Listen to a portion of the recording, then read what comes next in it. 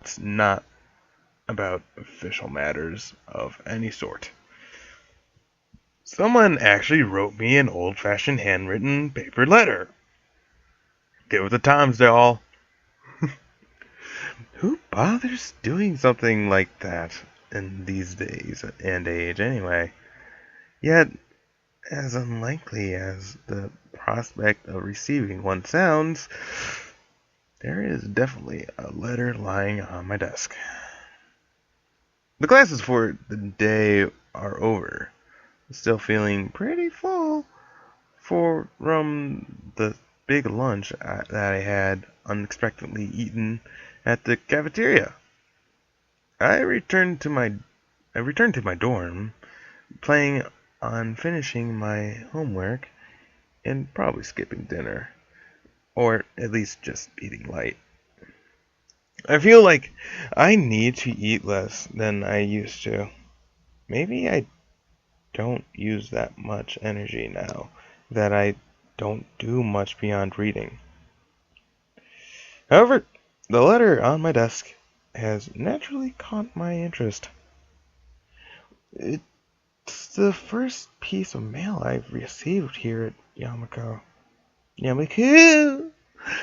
So it feels special, even if it wasn't something as rare as a handwritten letter. What causes me even more trepidation is the name of the sender written neatly on the back of the envelope. Iwaneko. I have no idea why she would write to me. I haven't been in contact with anyone from my old school since I transferred, and Iwaneko is the last person I'd expect to want to write to me a letter. Well, I'm going to have a lot of reading to do, huh? The last time I saw Iwaneko was terribly awkward, embarrassingly so.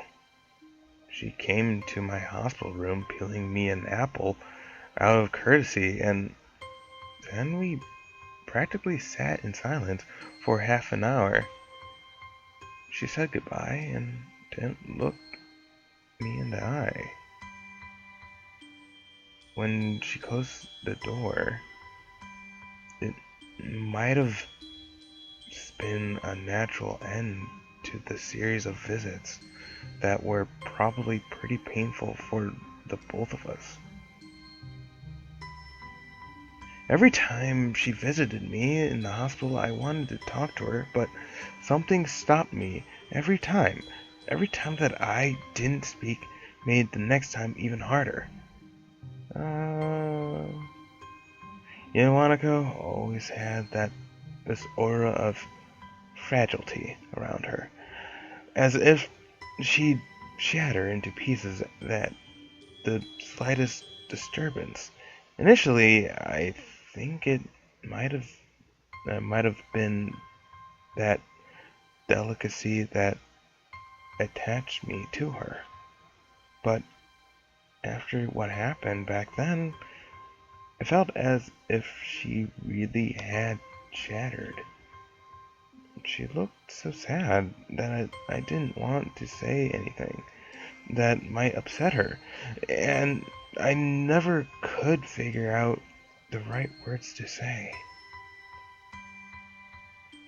I told her that it wasn't her fault. She nodded, and I really think she understood that if it hadn't been that, then sooner or later something else would have made my heart give out. Yet she looked so hopelessly sad. every time she opened that door and entered my room. So I never managed to say the things I wanted to say. In the end, that might have hurt her even more. Carefully, I opened the envelope and draw out the folded letter within. Should I make a voice? Let's just read it. Dear Sal, how are you? I hope you are well and happy at your new school.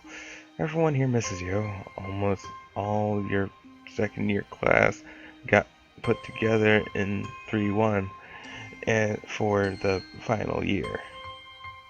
So we are pretty comfortable right from the beginning of the year.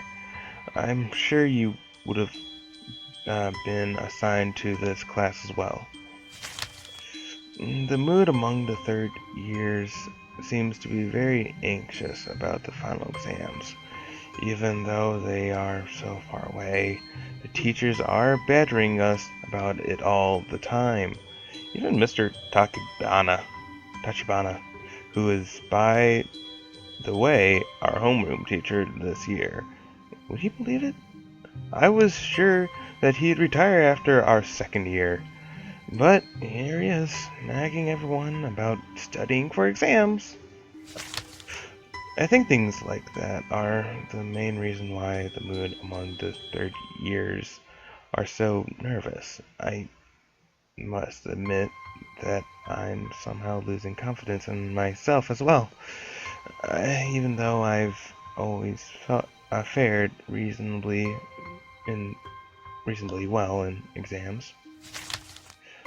It's so weird to think that we're already seniors, isn't it? Time has really flown past. I wonder where it went.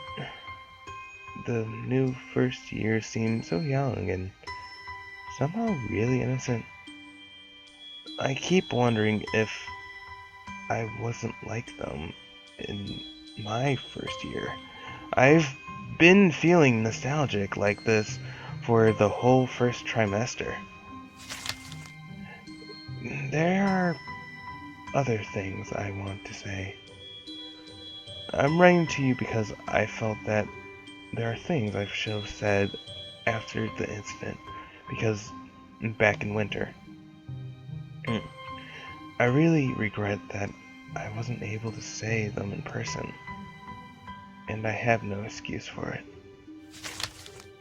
Truth is, the times when I visited you at the hospital made me worried about you. I am not talking about your health. You seem to become more distant and disheartened. It was natural after something like that happened, I'm sure, but somehow I got the feeling that you had given up on something back then. Happiness, maybe? Oh, wow, Itawanaku, you caught on to it. Yeah, it's probably is sad. I'm depressed. I wanted somehow to express my feelings, but the right words didn't come to me. I couldn't say anything to comfort you. I'm really sorry for not being able to support you when it mattered the most. Even though I like you so much. At least now, finally, I can be more honest. Huh. If I could go back to those quiet days in February, March, I'd tell you to not give up on yourself. That's what I would say. Maybe you wouldn't have drifted so far away if I had just said something. I hope you've managed to get back on your feet on your own. Now that the distance between us is almost physical, it almost feels more final somehow. I wonder if we will meet again. Perhaps it's for the best we don't. Still, if you would like to correspond with me, by all means, write me back. I'd very much like to hear about your new school and how you're how you were doing. I wish you all the best. Sincerely, Ioanaka. After finishing reading the letter, I folded it up like it was and placed it on my desk. I don't know what to think about this. Think of this. I feel empty and confused. Oh, why now after all this time? Just yesterday I decided that I can't let myself stay like this. That I'd try to get on top of my own life. Reading this letter just reminds me of what could have been. Alright. Of course, I wish that I didn't have to be here.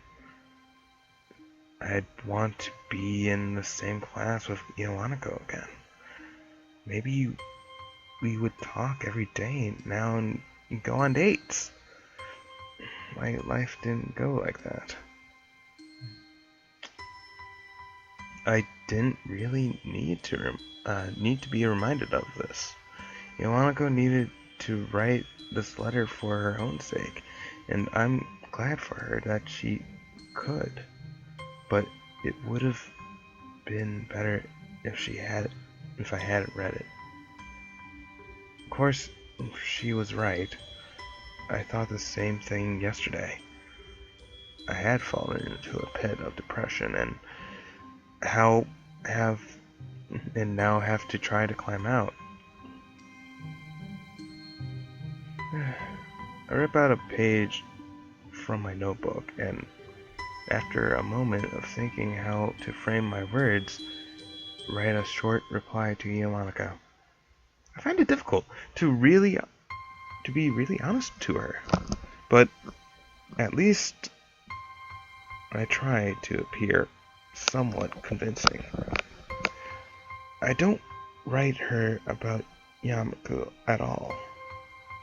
I doubt she will write me again, but I don't feel at all sad about it.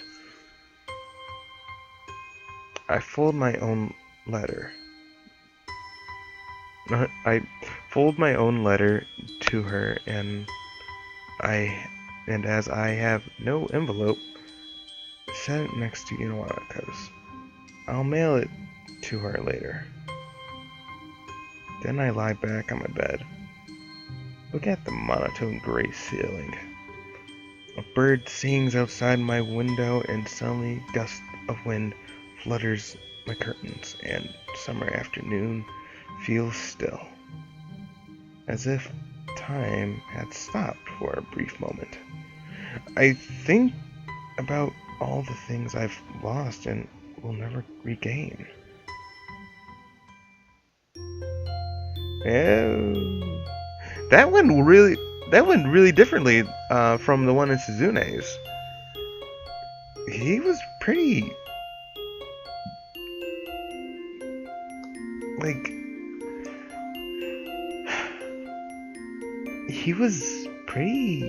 chill about it. I think in Suzune's he got angry. I want to say he got angry at her for writing this letter. But in this one, he's pretty yo, it's alright. You're right, girl. I was depressed, and now I'm gonna write you a letter back to respond. We cool. But in Suzune, she's like, fuck you, bitch. I wonder if that was the same letter. I have no clue. I have no clue if it is or not. Anyway, let's continue on with Katawa Shoujo. It'd be kind of cool if it was the same letter and he just kind of responded differently. Thus, the longed days of Minjun passed by. I mailed my letter to Inoanako and received no reply. Having decided to ditch the old me, I started observing my fellow students even closer than I did before, hoping to understand how other people cope with their own issues. I started seeing things I didn't before, and it makes me wonder if I've been wrong twice. Superficially, everyone is abnormal, yet so strikingly normal. Yet strikingly normal that shocked me at first. I admired the way my new schoolmates turned my prejudice around just like that, simply by being themselves. Now that I've gotten used to it, I begin to notice that other kinds of tones in people surrounding me every day. There is this soft, numb sadness all around me. I can see the effort everyone has to make just to get through the day, and how it weighs on their shoulders, like it weighs on mine. Even the brightest smile is just slightly subdued. Every outburst of annoyance just slightly dampened. It's subtle, but it's definitely there. I try to think what it means, what I can learn from others. I wonder if deep down everyone is as lost as I am. Is there even one person in here who has truly found peace? I start to feel doubtful about myself once again. I can't decide whether these people are happy or unhappy, or if they're just learned to cope, and now live in an unfeeling limbo, just like I did all spring. Man, Hisao, you're putting a pretty big damper on this, huh? You know what? Even though they are disabled, it sounds like normal people still. Not just because everyone has their problems. It's always going to be there. It's always going to be a mark on them, and it's nothing unusual.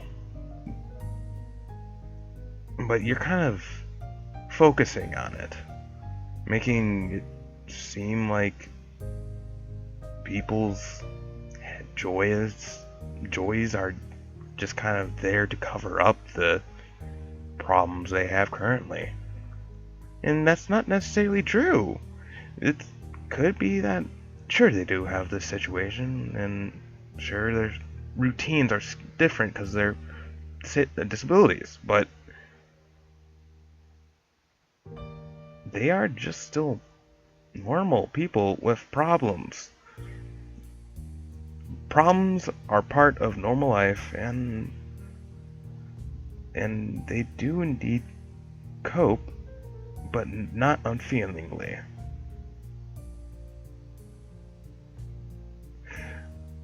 Hold on, I want to go back to my narration voice. I escaped from these feelings into a towering pile of books I carried to my room from Yoko's sanctuary. After realizing that this will just shut me down even more, I start going to the art club's room more often, usually whenever I can. Rin too seems to spend more time in there than in her own classroom. I've often seen her totter towards the door at the very end of our corridor.